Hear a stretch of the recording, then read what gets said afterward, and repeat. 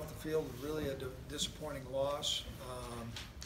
I thought we had some uncharacteristic mistakes and some uncharacteristic discipline, which we have to address awfully quick. I think Oregon's a really good football team, and they played well tonight. They were physical. Their quarterback threw the ball well. You know, some of our challenges on defense had to do with tackling, but I think some of that has to do they've got good players. You know, certainly, you know, we struggled offensively tonight. Tried to generate some running game, and that never really happened. Tried to generate some passing game, and that didn't happen either. Until I really look at the tape, I'm going to be guarded as far as making a complete assessment, but it was a, you know, poor offensive performance. We've got a lot of work to do, and so at this time I'll open up questions anybody might have.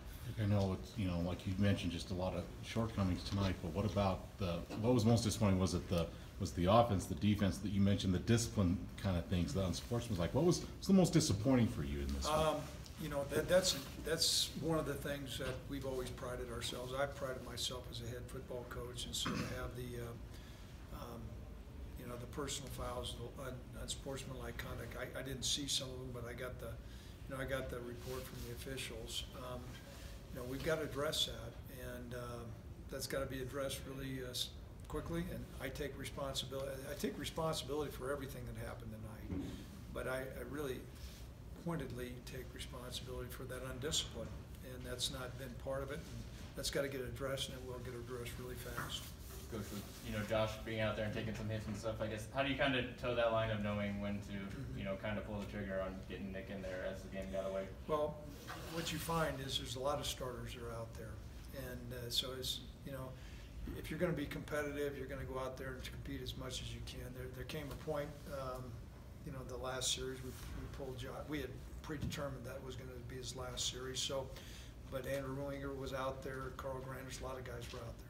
Craig, just how concerned are you with the offense in general, whether it's run and pass game? I know this is just one game, but it was pretty rough tonight. Or how concerned are you moving forward with this offense, with what you've been seeing? Real concerned about, you know, we've not been real productive, and so we've got to, I think we've got to take a reassessment of our personnel.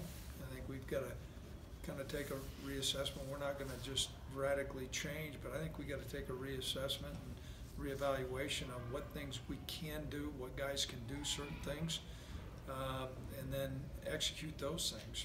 So, like I said, I'm going to be real guarded before I make any overarching comments, simply because we got whooped, and sometimes the tape looks a little different than what you see on the sideline, but the facts of the matter, we got whooped, and we got to get it straightened around. You always say, too, you don't ever want to let a team beat you twice. Right. I know you'll look at the film, but is it almost important to just watch this one because you got your conference opener next week? Is it? How do you kind of approach that? I use that very term to our football team. You know, Hawaii's had an open week. They're going to be coming in here.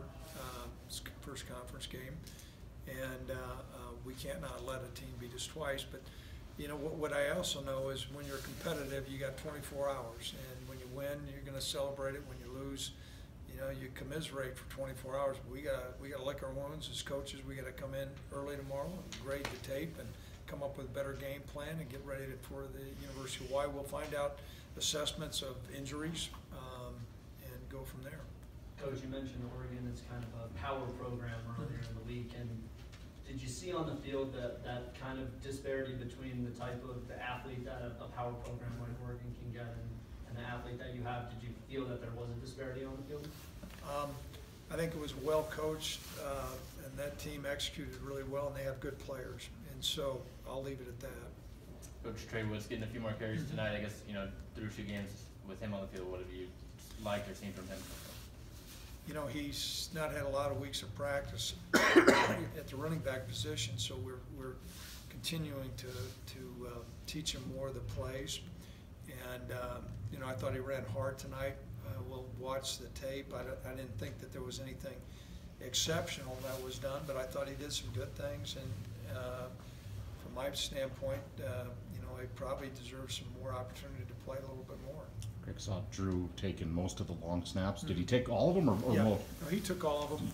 We'd taken a look during the course of this week in practice and just determined that, you know, we were gonna be probably better served to have him be our snapper. It's still kind of uneasy though, as you said, he's your fullback. Mhm. That's a physical position. That's still kind of uneasy. But we're at a pretty thin position in a lot of places, and that certainly is one of them. Coach, Co- with- Yes, ma'am. Coach, in a performance like this for Josh, how does he handle this adversity? How does that affect his confidence moving forward? And how did he handle it tonight from what you saw? Well, our numbers certainly weren't good, and before I make a broad brush statement, I'm sure, you know, turn the ball over too much. There's a lot of things that come to quarterback play. He is not gonna be available for media, and that isn't because he's not gonna wanna answer questions. He's got a sprained ankle and he needs to get ice on it right now, and that's, I think everybody in this room knows when I say something like that, that's where he needs to be. And so that's where I'll be, certainly can ask him some questions on Monday. So I'll meet with him tomorrow. You know, I'm sure he was a little bit out of sorts tonight, and he's a competitive guy. He'll bounce back. Coach, obviously you guys have, you know, it's not the first time he's faced attention in the last 6 months or so. Was there any, you know, extra conversations going into this game, just having, you know, such a big team and so many scouts in town like that, or are you guys pretty comfortable with, you know, how he's handled it? You know, we had some good conversations, Josh and I have, as far as being able to be really focused on taking care of the task at hand. And so, you know, all the, you know, I'm sure, you know, there's a lot of speculation as far as, okay, where is he gonna get drafted, what's gonna happen? I don't think that that's had the effect. I think Oregon had a good game plan, and we didn't play particularly well on offense. I know. Anything you saw out of Oregon, I mean, they were pretty bad defensively last year. From what you saw on tape of Oregon to what they played tonight, that was, you know, drastically different. Or what were maybe the things Well, that I think stood out? they played better, and I think we played poor. It's kind of a combination of two things. I mean, they're a good defense. I don't know if I imagine we might play better defenses this year, and I think we played really poor tonight. So that's kind of where I see it. Josh, going forward, do you have any idea of how serious the ankle is? Or? No, I don't think it's super serious, but, you know, they thought it'd be great for him to get you know, the time he took, it wasn't a real hard sack, but that's when he kind of tweaked it.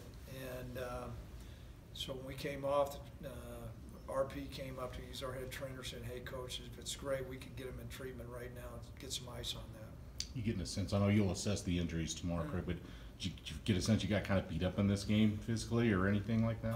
There was a couple things that went on, yeah, that because of the number of plays that we were playing on defense, I think some guys got played out. You know, one guy got IV'd, I know that. We IV'd Tyler Hall during the middle of the game. Outside of that, though, I don't think, you know, Jalen Ortiz was down for a while, but he was cleared. He was able to come back. I don't think that there was anybody that was not able to finish the game. Ryan Cummings might not be in position to finish the game. He's one guy that I'm a little bit concerned about right now with the head injury. Coach, even at this elevation, did you feel like your defense was kind of ready for that pace that Oregon was going to bring in this one? Well, what was going to be important, I thought we were ready, but what was going to be important was on the flip side for us to get some sustained drives, and that just never happened. I mean, a fast-paced offense can be a double-edged sword, and the best thing you can do is come up with a couple 3-and-outs and then have some long drives on offense to keep them sitting on the bench, and we were not ever to do that tonight. Anything else? You know,